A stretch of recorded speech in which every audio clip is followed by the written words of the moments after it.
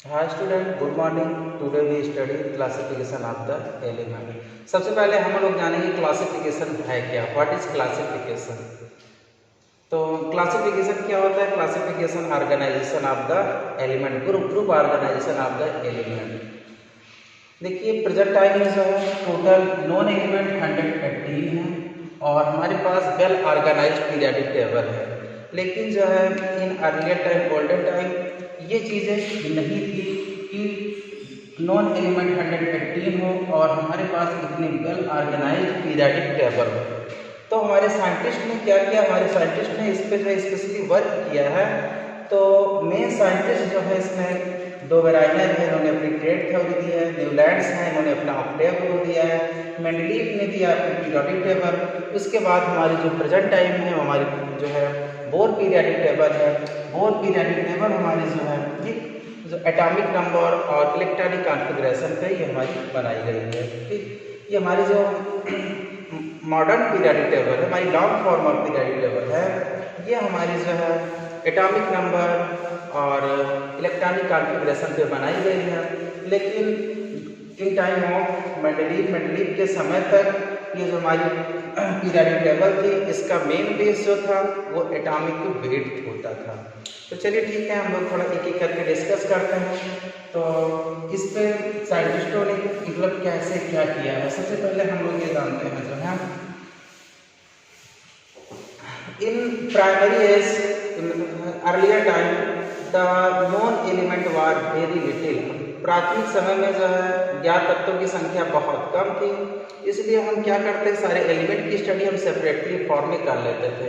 लेकिन जो है एक साइंटिफिक एक्सपेरिमेंट से नॉन एलिमेंट की नंबर जो है बढ़ती चली गई जो है।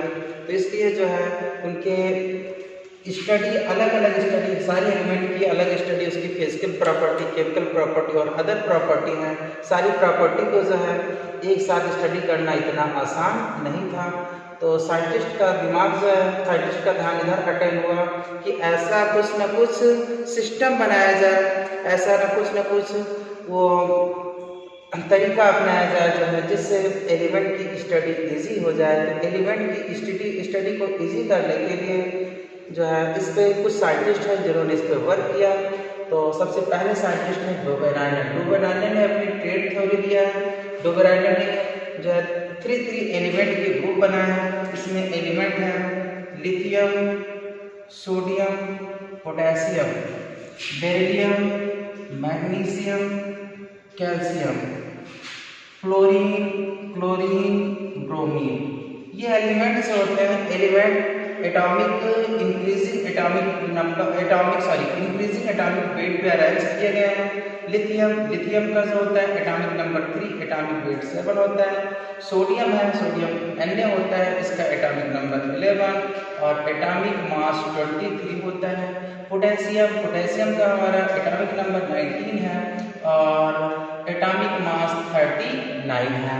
इसी प्रकार ये बेरिलियम हमारा जो थर्ड ग्रुप है, बेरिलियम, मैग्नीशियम और कैल्शियम। बेरिलियम का atomic number 9, atomic number 4, atomic mass 9। Magnesium atomic number 12, atomic mass 24। Calcium atomic number 20, atomic mass 40। इसी प्रकार जो है फ्लोरीन है हमारा जो थर्ड ग्रुप है, क्लोरीन और ब्रोमीन है। तो फ्लोरीन का एटॉमिक नंबर 9 है और इसका एटॉमिक मास जो होता है ये 19 होता है। क्लोरीन जो होता है इसका एटॉमिक नंबर 17 है और इसका एटॉमिक मास 35.5 है। इसी प्रकार जो हमारा थर्ड ग्रुप का थर्ड एलिमेंट हमारा ब्रोमीन है। ब्रोमीन का जो होता है एटॉमिक नंबर 35 और एटॉमिक मास 80 होता है। तो डोबेराइनर ने क्या किया? डोबेराइनर जो है थ्री एलिमेंट का उन्होंने ग्रुप बनाया, थ्री एलिमेंट का ग्रुप बनाया जाए। और इसके बाद फिर इन्होंने देखा कि फर्स्ट और थर्ड एलिमेंट के एटॉमिक मास का मिडिल वाले एलिमेंट के नियर अबाउट इक्वल होता है, अप्रॉक्सीमेटली इक्वल होता है। चलिए ठीक है, हम लोग देखते हैं। जैसे लिथियम है, लिथियम का एटॉमिक नंबर कितना होता है? लिथियम का atomic number atomic mass, lithium का एटॉमिक मास 7 है। पोटेशियम का एटॉमिक मास 39 है। इसका हम मीन लेते हैं, यानी 2 से डिवाइड करेंगे तो 7 + 39, 7 + 39 होता है 46, और 46 को 2 से डिवाइड करेंगे तो ये आएगा 23। तो लिथियम और पोटेशियम के एटॉमिक मास का मीन 23 आता है, जो एग्जैक्ट इक्वल है सोडियम के एटॉमिक मास के, जो सोडियम के एटॉमिक मास के एग्जैक्ट इक्वल है। इसी प्रकार जो है सेकेंड ग्रुप में हमारा जो है सेकेंड उसमें सेट में हमारा जो है फर्स्ट एलिमेंट बेरिलियम है और थर्ड एलिमेंट कैल्शियम है। बेरिलियम का एटॉमिक मास 9 है और कैल्शियम का एटॉमिक मास 40 होता है। और इसका जब हम मीन लेंगे तो 9 + 40 को 2 से डिवाइड करने पर ये हमारा मीन निकलेगा। 9 + 40 हमारा होता है 49, 9 + 40 = 49 और डिवाइड बाई 2, तो ये हमारा आता है 24.5। जो मैग्नीशियम के एटॉमिक मास 24 के, जो हमारा मैग्नीशियम के एटॉमिक मास 24 के अप्रॉक्सीमेटली इक्वल है, नियर अबाउट इक्वल है। और इसी प्रकार हमारा थर्ड सेट है। तो डोबेराइनर ट्रेड थ्योरी क्या है? डोबेराइनर ने जो है 3 एलिमेंट की ग्रुपिंग की, डोबेराइनर ने 3 एलिमेंट की ग्रुपिंग की, और ग्रुपिंग करने में ये पाया कि फर्स्ट एंड थर्ड एलिमेंट के एटॉमिक मास का mean, first and third element के एटॉमिक मास का मीन और मिडिल एलिमेंट के जो होते हैं इनके अप्रॉक्सीमेटली इक्वल होते हैं, नियर अबाउट इक्वल होते हैं। ये डोबेराइनर ट्रेड थ्योरी है। डोबेराइनर ने ये भी देखा कि जो होती है हर मतलब ग्रुप के जो एलिमेंट हैं 3 एलिमेंट है, इनकी प्रॉपर्टी एक दूसरे के बहुत ज़्यादा सिमिलर है, क्लोजली सिमिलर है टू ईच अदर। ये property are closely similar to each other. तो डोबेराइनर ट्रेड जो है काफ़ी हेल्पफुल हुआ उस समय जो है, लेकिन ये जो है ये ज़्यादा जो है मतलब उस समय डोबेराइनर के टाइम में, in the time of Dobereiner the known element are 31, but they do not pair more group, they do not pair in more group। वो ज़्यादा ग्रुपिंग नहीं कर सके, बस यही 3 या 4 ग्रुपिंग, 3-4 एलिमेंट की ग्रुपिंग कर पाए जो है डोबेराइनर। इस प्रकार डोबेराइनर की ट्रेड थ्योरी ज़्यादा नहीं चल पाई, डोबेराइनर की ट्रेड थ्योरी फेल हो गई। देखिए फिर से देख लेते हैं इसकी डिमेरिट क्या है, डिमेरिट ऑफ डोबेराइनर ट्रेड, इसकी डिमेरिट क्या है?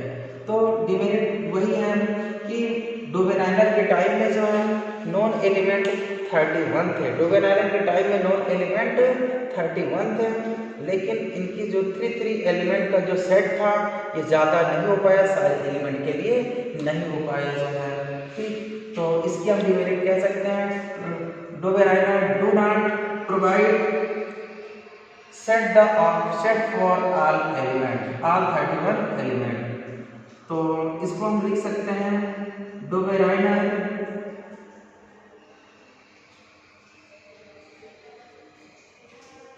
do not give all 31 element set as traits,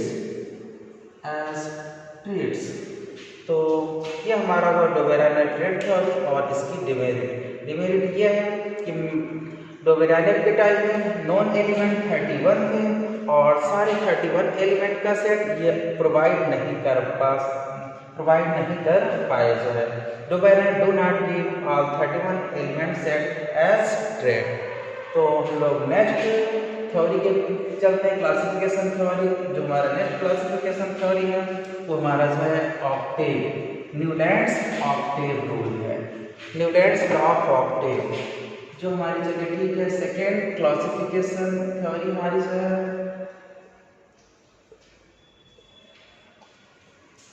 Newlands octave law.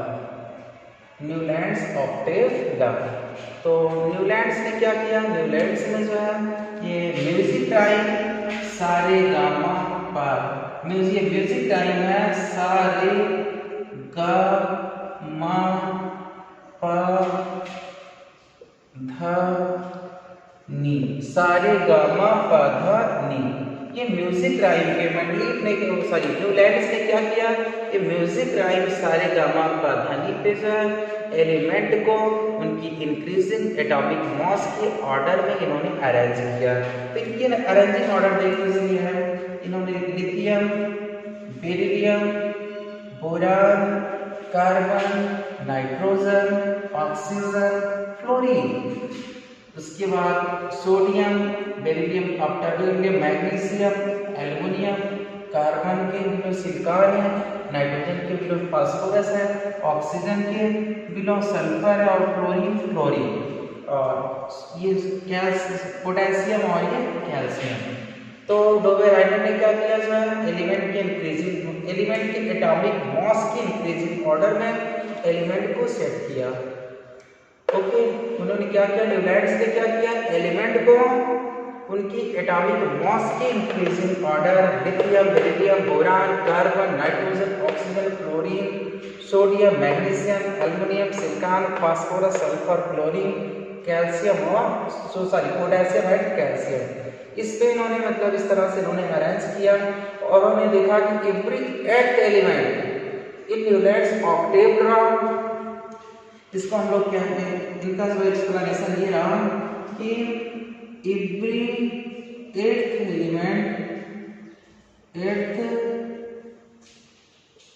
Element so similar property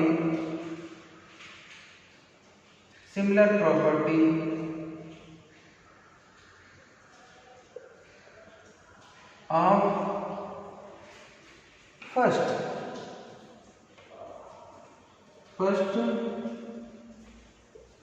elements।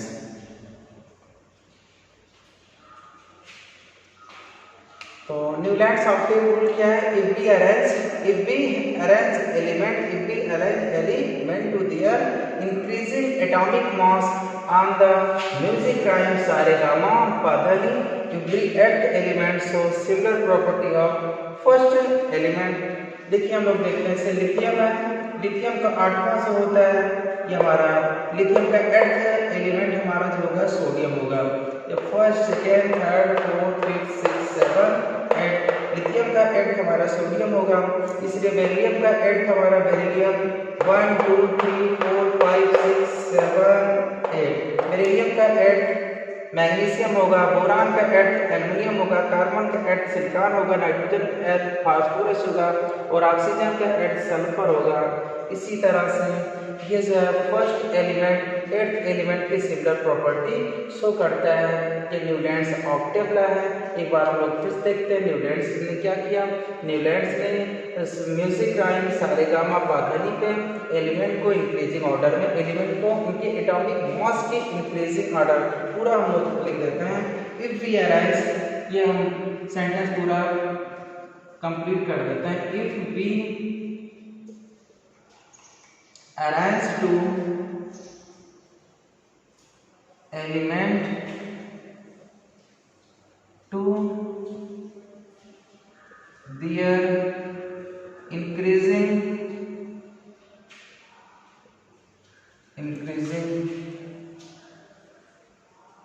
atomic mass, every 8 elements of similar property of their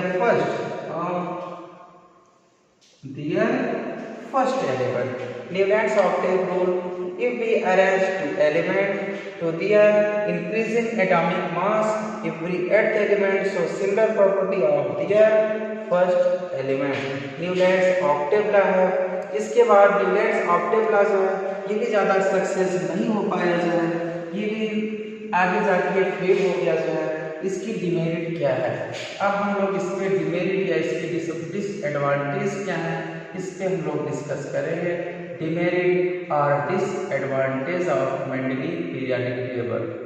demerit, तो इसकी demerit क्या होती है? इसकी demerit यही है कि न्यूलैंड्स होते हैं आफ्टर कैल्शियम। आफ्टर कैल्शियम इसको इन्होंने जो है मतलब एक्सप्लेन नहीं कर पाया। आफ्टर कैल्शियम जितने भी एलिमेंट होते हैं इनको इन्होंने न्यूलैंड्स एक्सप्लेन नहीं कर पाए, जो है इसको अरेंज नहीं कर पाए।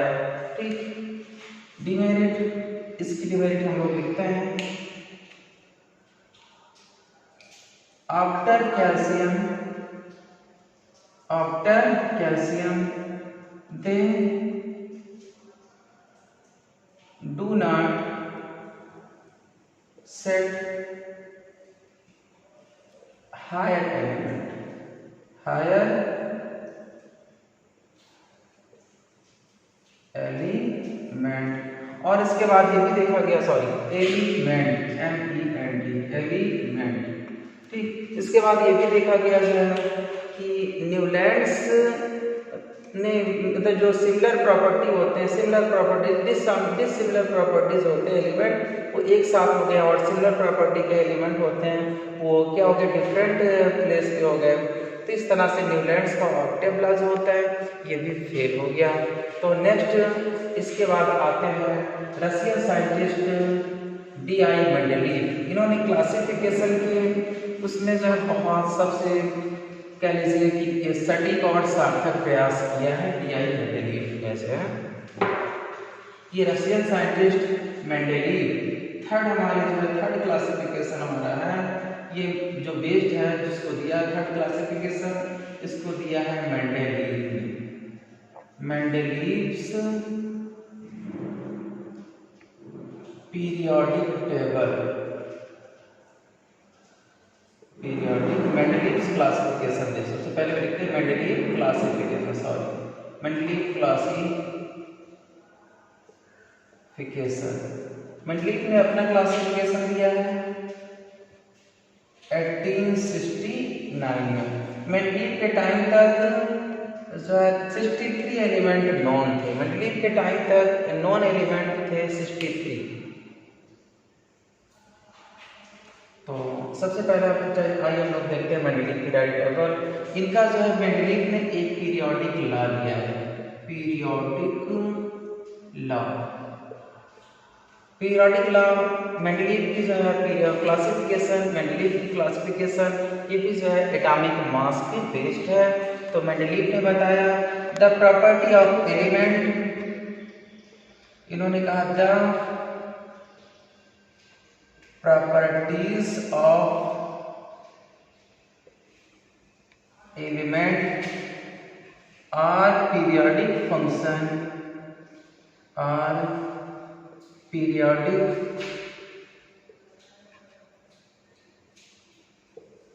Function of their atomic mass, of their atomic mass. ये मेंडलीव की जो पीरियोडिक टेबल है ये एटॉमिक मास पे बेस्ड है। उन्होंने बताया कि the properties of the element और periodic function of their atomic mass. तो सबसे पहले हम लोग तो इस पे डिस्कस करते हैं कि पीरियोडिक फंक्शन होता क्या है। What is periodic function? Periodic function है क्या? पीरियोडिक फंक्शन, पीरियोडिक फंक्शन क्या है? Periodic function, sorry periodic, okay, periodic function means repeating of similar property element after regular interval. Periodic function means repeating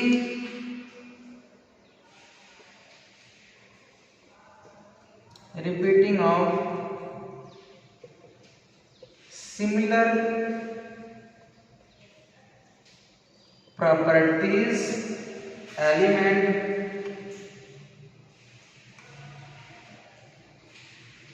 after a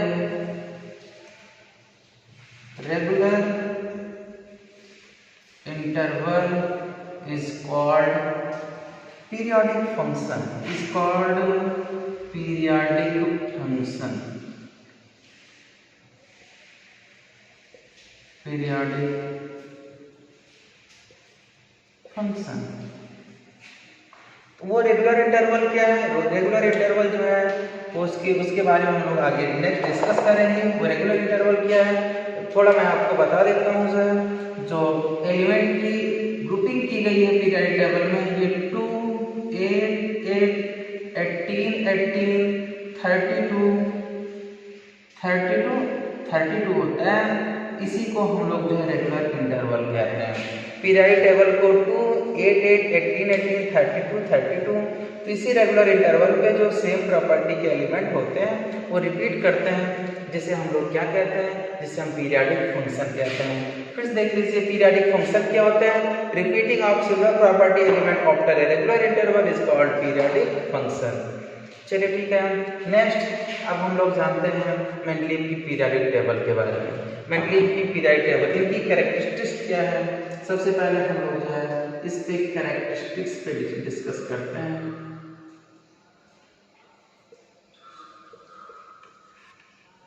characteristics of Mendeleev periodic table. तो सबसे organise classification Mendeleev ने दिया है।